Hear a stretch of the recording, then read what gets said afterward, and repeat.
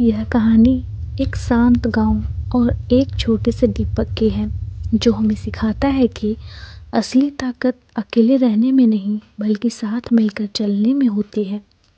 जब मुश्किल समय आता है तब एकता और भरोसा ही सबसे बड़ी रोशनी बनते हैं। एक शांत गांव था जो हरे खेतों और कच्चे रास्तों से घिरा हुआ था। गांव के बीचों बीच एक बहुत पुराना बरगद का पेड़ था। लोग कहते थे कि यह पेड़ कई पीढ़ियों से गांव की रक्षा कर रहा है। हर शाम गांव के लोग उस पेड़ के नीचे इकट्ठा होते थे। बच्चे खेलते थे, बड़े लोग बातें करते थे और बुजुर्ग बच्चों को कहानियां सुनाते थे। उस पेड़ के नीचे हर दिन एक छोटा सा मिट्टी का दीपक जलाया जाता था।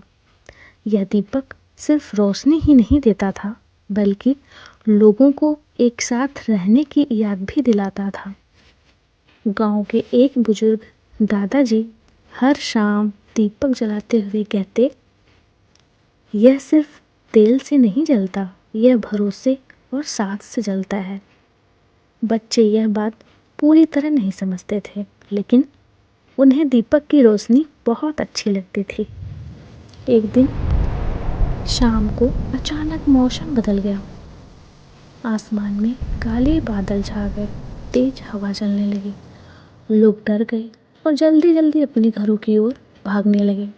कुछ ही देर में पूरा गांव खाली हो गया, लेकिन बरगद के पेड़ के नीचे रखा दीपक अब भी जल रहा था। हवा तेज थी, उसकी लौ बार बार बुझने जैसी हो रही थी।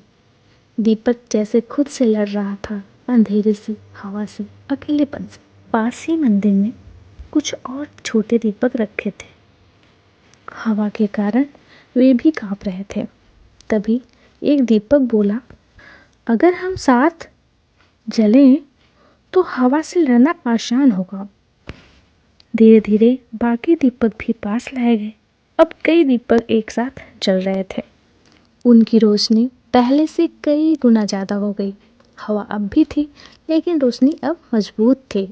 पूरी रात आंधी चलती रही, पेड़ की शाखाएं हिलती रही, दरवाजे खड़कते रहे, लेकिन बरगद के नीचे दीपकों की रोशनी लगातार जलती रही। ऐसा लग रहा था जैसे रोशनी कह रही हो, अगर साथ रहोगे तो अंधेरा कुछ नहीं बिगाड़ पाएगा। सुबह जब गांव वाले बाहर निकले तो उन्होंने देखा बरगद के नीचे अभी भी रोशनी थी। लोग हैरान रह गए, इतनी तेज आंधी के बाद भी दीपक कैसे जलते रहे।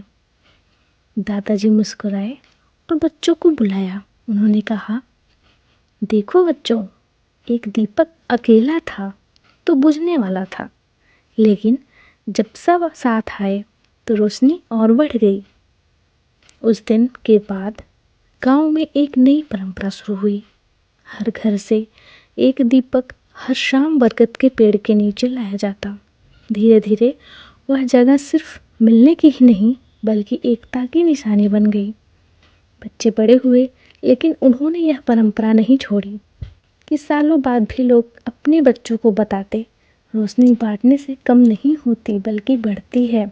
और बरगद के नीचे हर शाम कई दीपक एक साथ जलते और गांव को रोशन करते रहते। दोस्तों, इस कहानी से हमें यही सीख मिलती है कि मिलजुल कर रहने से सबसे बड़ी मुश्किल भी आसान हो जाती है। दोस्तों, अगर आपको पसंद आई हो ये कहानी तो सब्सक्राइब ज़रूर कर लेना। ऐसी मज़ेदार और दिल छू जाने वाली कहानियाँ कहीं आपसे मिस ना हो जाए। तो चलिए मिलते हैं अगली कहानी के साथ।